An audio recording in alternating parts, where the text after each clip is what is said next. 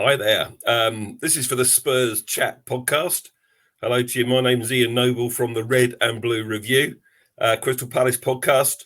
You can find us at redandbluereview.co.uk. Links to all our previous podcasts, including the first pod of 2023, which we recorded only yesterday. As a podcast, we broadcast live from our Facebook page, the Red and Blue Review, usually at 8 p.m.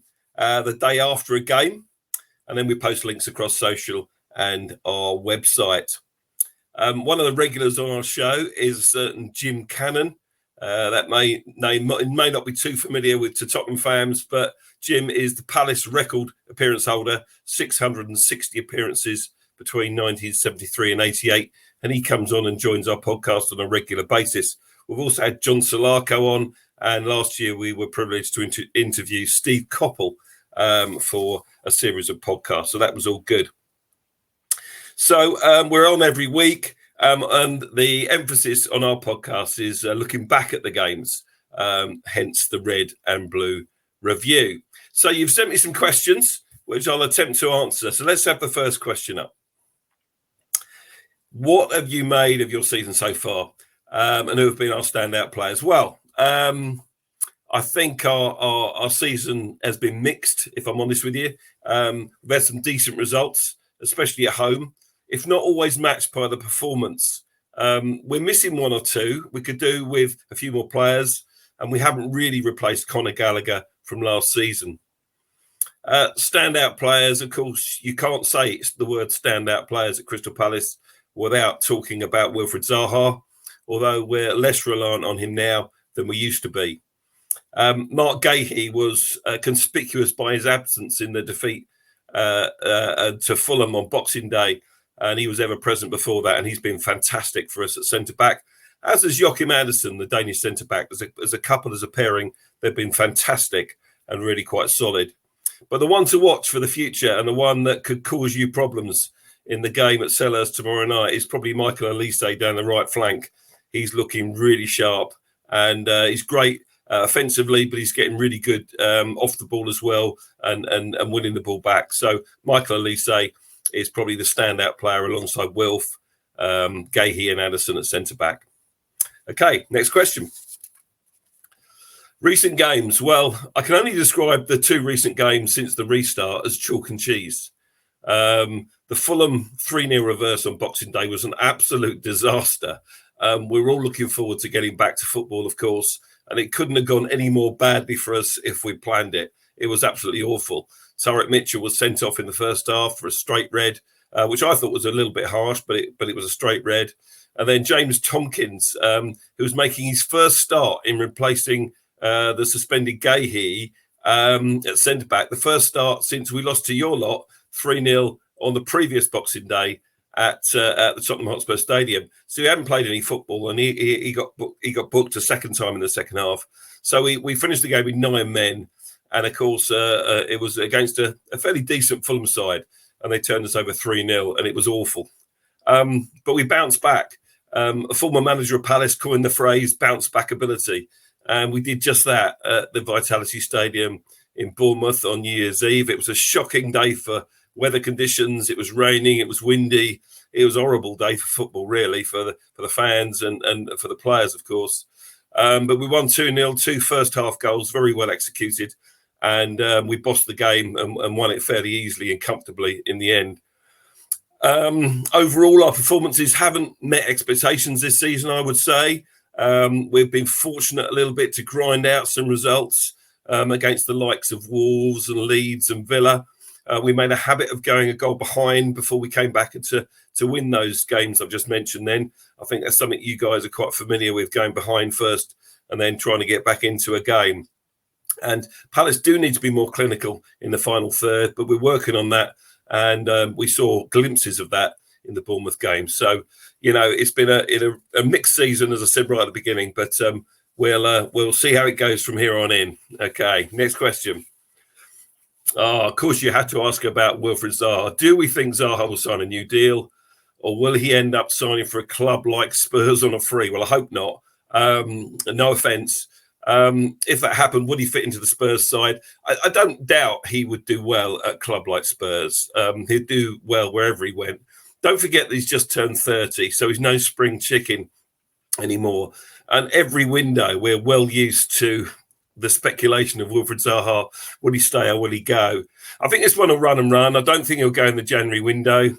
And I don't think he's going to sign a new contract anytime soon, sadly.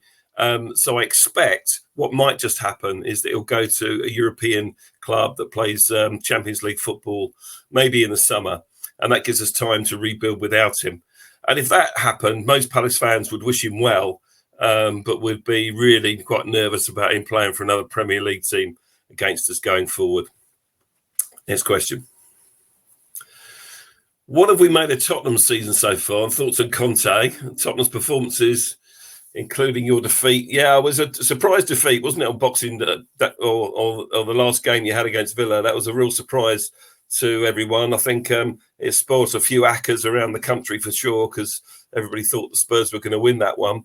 I think you spent £100 million in the summer window. And to be honest, spending that amount of money, I'd have expected more from Tottenham.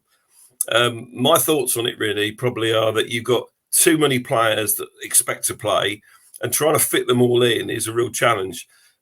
You've almost got a Conte roulette, a bit like Pep roulette at Man City. You don't know who's going to be playing from one week to the next. I think especially I remember earlier trying to pick players for a fantasy team.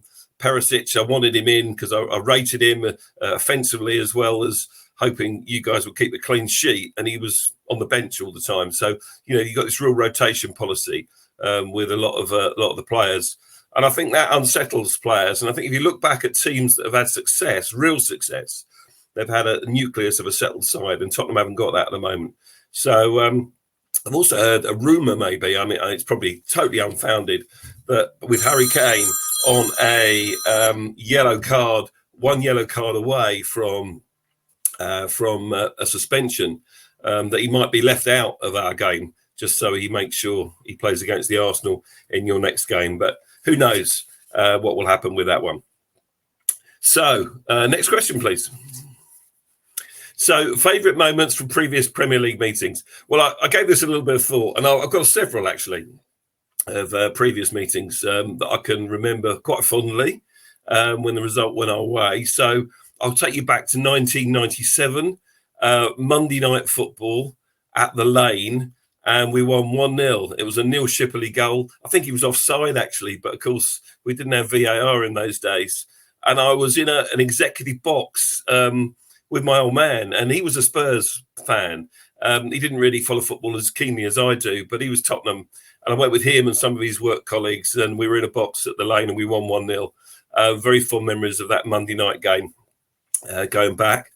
Another game that sticks in the memory is January 2015, and it was Alan Pardew's first league game in charge, I think. So we had the new manager bounce. We beat you 2-1 in the tea time kickoff at Selhurst Park, and it was a fun day for me because I was actually that day I was on Soccer AM in the morning in the Sky Studios. We did that show live, and then we went back to Selhurst Park and went to the game in the evening. So that was a great day. That was another one.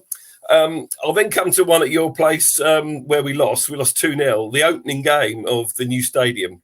It was good that we were the opposition that day. Obviously, you beat us reasonably comfortably, if memory serves. And what will also stick long in the memory is how long it took to get out of the ground and down to Seven Sisters that night. I hope you've sorted your infrastructure out between now and then. Although I have been back, and I don't think it was much better last season, but there we are. And then a final game that needs a mention, of course, is the same fixture last season, early on in September, when we came up 3-0. I think you had a player sent off in that game, and a certain Edouard came off the bench to score a brace, and he hasn't really quite hit those heights since then. So, that was a good win for us, 3-0 against you last season at Selhurst. So more of the same tomorrow, please. Okay, we've got a couple more questions, I think, before we wrap this up. So what Palace players do you think will get into the Spurs team? Well, probably not that many, if I'm honest. Wilf, we've already mentioned. I think if he was a Spurs player, he'd probably get into your side. The others that are young and exciting players to watch, we mentioned Michael Elise, Eberechi Eze would stand out as well, and Mark Gahey at centre back. But I'll leave it there. I don't think any others would, if I'm really honest with you on that one. And where are we going to finish? We've got to find next question. Where do we think Spurs and Palace will finish? Well, I think you might just finish outside the top four. I'm thinking maybe fifth for you. I know it disappointed a lot of Spurs fans. We could only dream of a finish like that. And we just might make a top half. Let's get in the top half. Let's finish 10th. I'll be very happy with that. And finally, you've asked us to think about our predicted lineup, the score prediction. Well, our predicted lineup, I would go with the same lineup. There's the team that played against Bournemouth, and I don't think you'll see any changes to that team. I think that'll be the same lineup tomorrow night at Selhurst Park.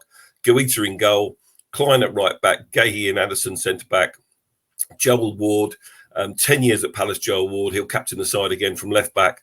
Doucouré, holding midfield player, supported by Schlupp and Eze in the midfield, Elise wide right, Zaha wide left, and Jordan Ayew up top. The only change you might see is potentially Edouard or Mateta up top instead of Jordan Ayew. But Jordan Ayew has been, he went to the World Cup with Ghana. He's been a real consistent player for us recently, and I can't see Patrick Vieira dropping him from our side and our lineup tomorrow night.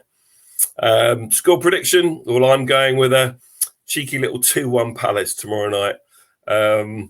Maybe you'll score first, who knows, and we'll reverse what you've been used to recently and come out on top. But it'll be a great atmosphere. It's always good under the Selhurst lights. Hope you enjoy the game, and I won't wish you luck tomorrow night, but I wish you all the best for the rest of the season, Tottenham fans. Thanks very much.